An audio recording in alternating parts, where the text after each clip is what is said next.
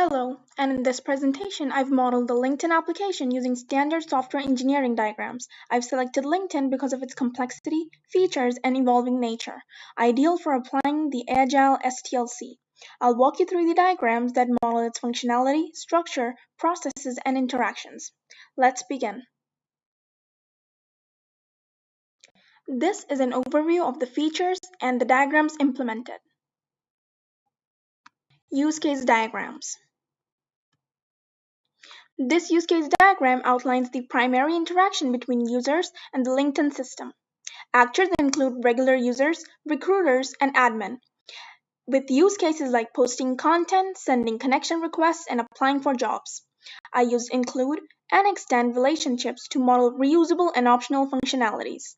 This diagram is essential during the Agile planning phase, as it defines the system's functionalities, requirements, and helps prioritize features for development sprints.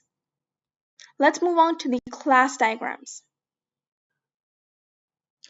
Class diagram. The class diagram showcases LinkedIn's object-oriented design by modeling its core system components and relationships. It reflects how different entities in the system are structured and interact. Let's look at the diagram.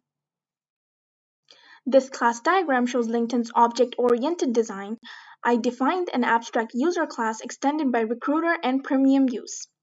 Class like post, message, and job are connected using inheritance and aggregation. I also included a searchable interface to reflect usable search functionality for users and jobs. This supports the Agile design phase where developers define how software components interact and organize data. Moving on to the ER diagram. The entity relationship diagram models the core relationship structure of the LinkedIn database. It captures the main entities, their attributes, and how they relate to one another. Let's look at the diagram. This ER diagram models LinkedIn's core database structure. Key entities include user, company, job, post, and message, with relationships such as one-to-many between users and posts or job and applications. Attributes like user ID, job ID, and timestamps are essential for enforcing integrity and enabling efficient queries. This diagram supports the Agile development process by providing a blueprint for database schema design and data flow between components. Here is the entire overview of the ER diagram.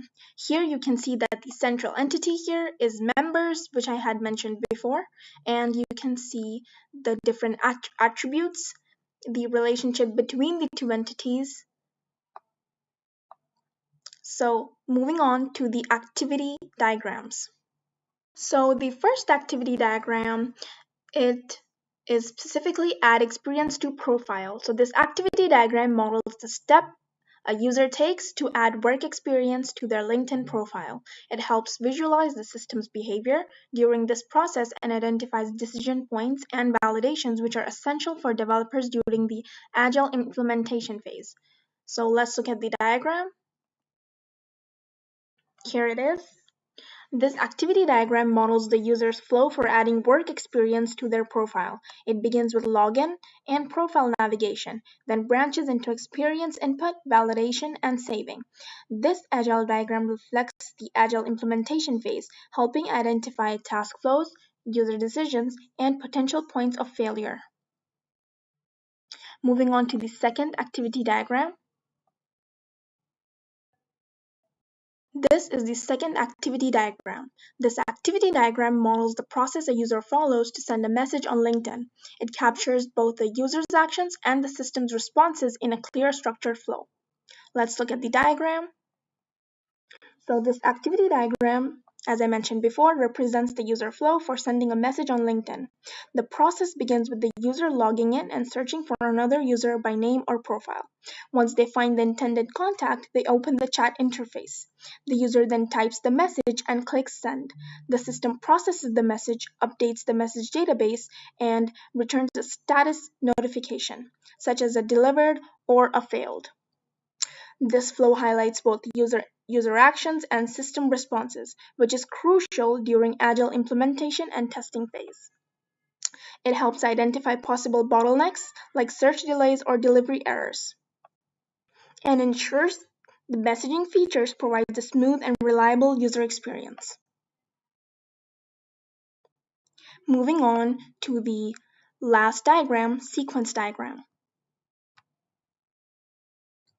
The sequence diagram models the dynamic process of a user applying for a job on LinkedIn. It illustrates the step-by-step interaction between the user, UI, backend services, and database in real time. Let's look at the diagram.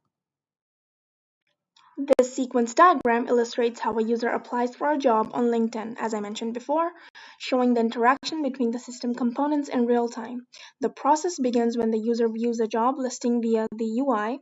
Once they click apply, the UI sends a request to the job service.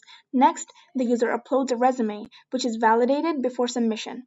If validation succeeds, the service updates the database with the application details and returns a confirmation.